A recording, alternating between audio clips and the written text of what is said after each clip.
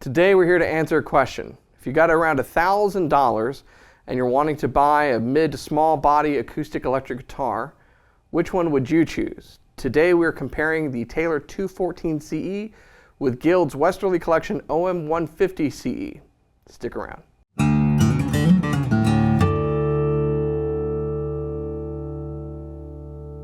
Hey, you're watching Alamo Music TV. My name is Chris McKee with Alamo Music Center in San Antonio, Texas. You can find us online at alamomusic.com.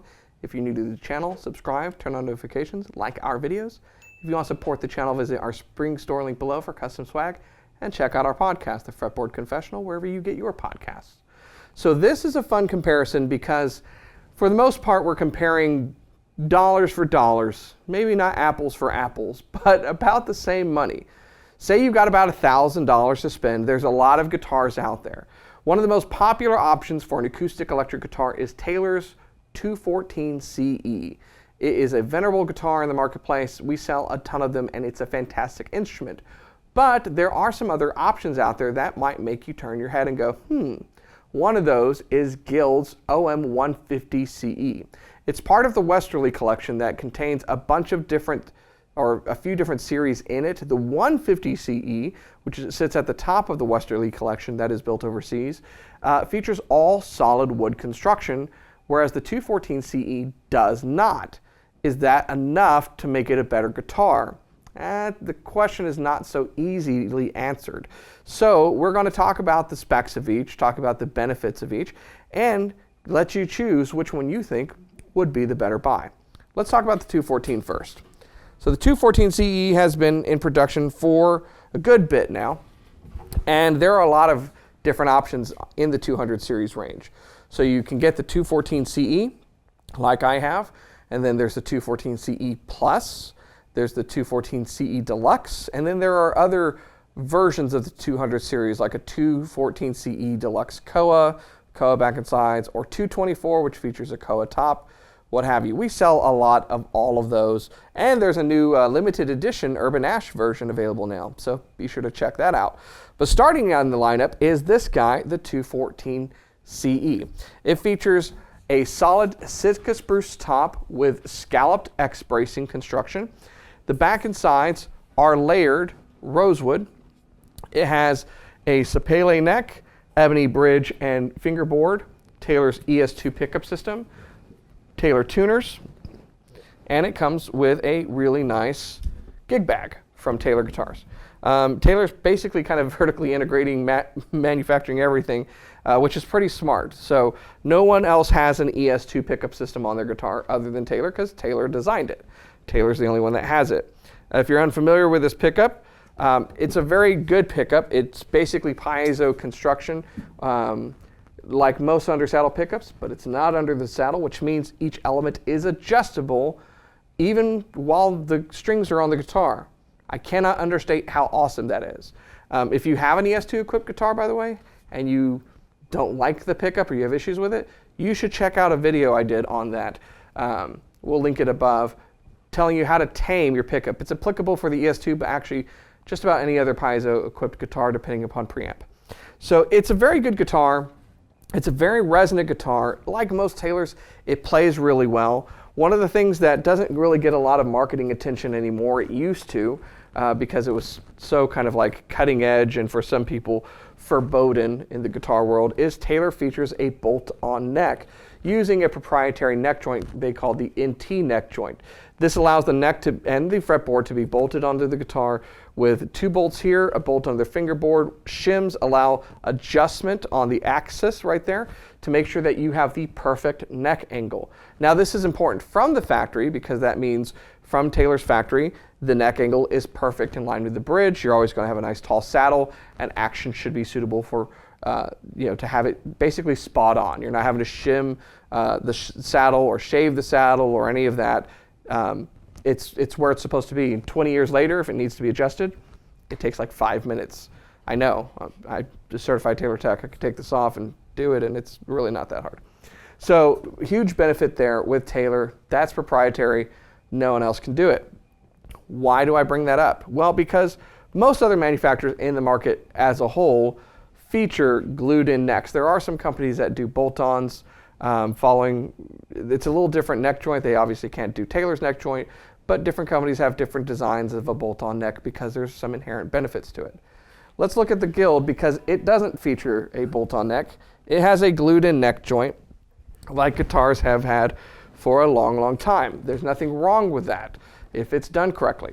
So that guitar, by the way, the Taylor 214CE, is not built in the US, it's built in North America. It's made in Mexico in a factory about 60 miles away from Taylor's US factory, okay? This is built overseas in China. That, I will tell you, doesn't really diminish anything on the guitar for me. I think it's a well-built guitar. I think Cordoba and Guild do a great job with their overseas stuff, and it gives you a really good value. In this particular case, for about the same money, instead of layered back and sides, you have solid wood back and sides. So Sitka spruce top, you have some additional visual appointments over the Taylor, like this inlaid pearloid rosette. Again, solid Sitka spruce tops, scalloped X bracing as well, solid rosewood back and sides, solid mahogany neck, ebony fingerboard and bridge. One of the things I like on this guitar better, 1 3/4 inch nut. Taylor has chosen on their Mexico guitars to have a 1 11/16 inch nut width.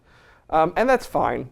It's a little too narrow for me. I prefer 1 3/4, and so I'm just, it's just kind of where I'm at. If you like 1 11/16, great. But if you want 1 3/4, Guild will give it to you at this price. So, just saying. You've got the Guild logo up here, open back tuners of a Guild variety. So if they're Guild branded, they're probably Ping or something. And you do have a pickup system in here. I think it's a Fishman Sonotone pickup. That's Guild branded as well. And you get a gig bag with this as well. Not quite as thick padding as the Taylor one, but a really nice kind of gray embroidered Guild logo gig bag that comes with it. So, all solid wood construction, does that make it automatically better? Not necessarily so. And there's a few things that I should note. We're comparing these guitars because they're pretty close. Technically, the Taylor's a little bit bigger. This is an OM, which means the depth of this guitar is a little shallower than the Grand Auditorium from Taylor. And also, the width of the guitar is a little bit narrower than the Grand Auditorium guitar. Taylor's Grand Auditorium is effectively a dreadnought with a tighter waist. So this guitar gives up some of that kind of body resonance that the 214 has. But here's something that's interesting that I noticed, and we're going to get to the demo. I can feel this guitar through the back more than I can with the 214, and that's because the back and sides are solid wood, which means they resonate a little bit more than layered wood does. There's nothing wrong with layered back and sides. In a lot of use cases, it may be the preferred choice to go with, but it's stronger as a result of its construction. That dampens down on the vibration transfer that you get. And so in this particular case, I feel this guitar that's a little bit smaller more than I feel the other guitar. But which one is the better guitar? Let's take a listen to the demo, and then on the other side, I'm going to point out a few things about each guitar that I like and that I don't like, and you can make up your mind for yourself. Check it out.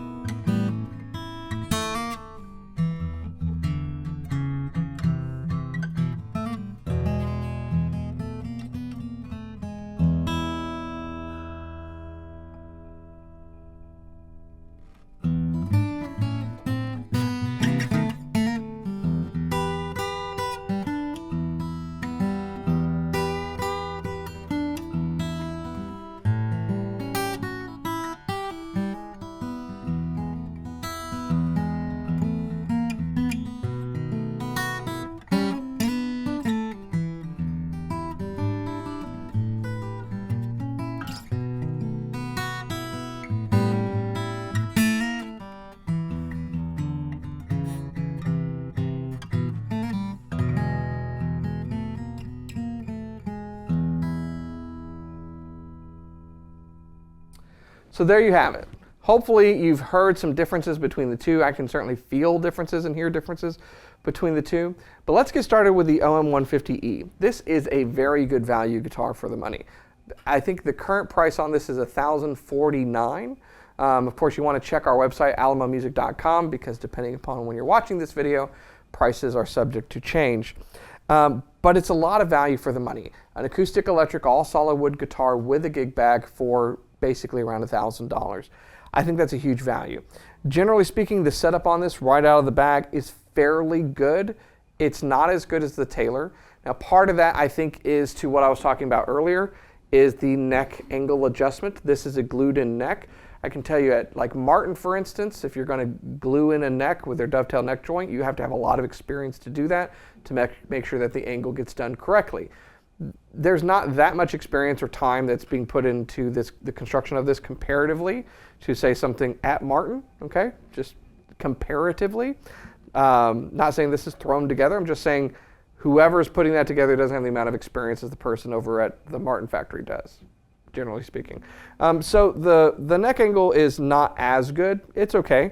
It's not terrible. There's a little bit too much relief in the neck, and the action's a little too high, okay, generally speaking. But it's not atrocious, and it plays fairly well. The 214 plays better. The action out of the box is spot on. It's what Taylor's been known for. Their playability is fantastic, and arguably second to none, out of the box. These both came straight out of the box, that they came in out of their cases. There was no setup, and I played them for you. So they weren't on our wall or anything like that. They've been humidified, and this is how they come. And this guitar plays really, really well. The 214 is not, in some cases, as resonant as the OM-150ce. Throughout the whole body, and I think that's again due to the fact that it isn't all solid wood construction, but you get a lot of volume. The top is very resonant, which is where most of your sound comes from, but it's that kind of spruce sound. There's not a lot of depths or overtones or anything like that. Really, the layered back and sides typically are going to be from a visual standpoint, and the top's going to give you most of the sound. So playability, plugged in, great pickup, wonderful tone out of the guitar. And the top's going to age, and it's just going to sound better. And it's Taylor quality. There's really no difference quality-wise between their stuff made in Mexico and the stuff made in the U.S. By the way, isn't that bridge cool looking? Like, that bridge looks really cool with the colors of ebony on it. Anyways, I digress. So there's one thing on this guitar that I will say bugs me, and you probably heard me flub a little bit in the demo, and there's a reason for that, and it's the strings. Now, this is the second time I'm going to say this in a video concerning a Westerly built Guild. I think they need to change the strings. When you're buying a guitar, the first thing that you are interacting with on that guitar is the strings. The Taylor features Elixir strings, 12 to 53, light gauge, nano web, Foster bronze strings. This features the D'Addario EXP coated Foster bronze strings, 12 to 53. And again, the coating on them or the wrap, whatever it is not as good. They feel rough, they feel a little gummy, a little grabby. They don't feel as good. And so when you're playing the guitar for the first time, that kind of stinks, because the guitar sounds really, really good. This has more of a vintage tone. There's like a woodiness to the sound that you get.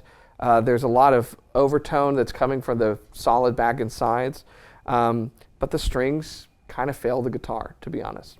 So what would I do? I own a bunch of Taylors, but if I was looking for a guitar at around $1,000, I might pick this one, but I would change the strings and do a setup on it immediately. And we can do that for you, by the way, just letting you know. But that's my takeaway. That's my honest to goodness takeaway. Great guitar. They should put better strings on it. The US made Guilds come with the D'Addario XTs, which are fantastic. And so they should put those on their Westerly guitars and call it a day, and you'd have a better experience right out of the box. So that's my hot take for you. But at the end of the day, they're both great guitars. I'm curious to hear what you guys think. That's really cool looking rosewood too, isn't it? Look at that. Oh, nice. I'd like to hear what you guys think tonally between the two guitars. You know, again, a little bit difference body-wise. You can kind of see the Taylor's a little deeper and a little wider. But otherwise, I think they both are great sounding guitars. So let me know which one you would take for the money. I'm a little divided. I'm probably leaning this way, but I don't know. It'd be a longer demo for me to decide. So let me know in the comments below what you think. At the end of the day, the best guitar in the world doesn't matter what the headstock says on it. It matters that you're playing it. That's what I believe, and that's what we hope to do, is help you play guitar.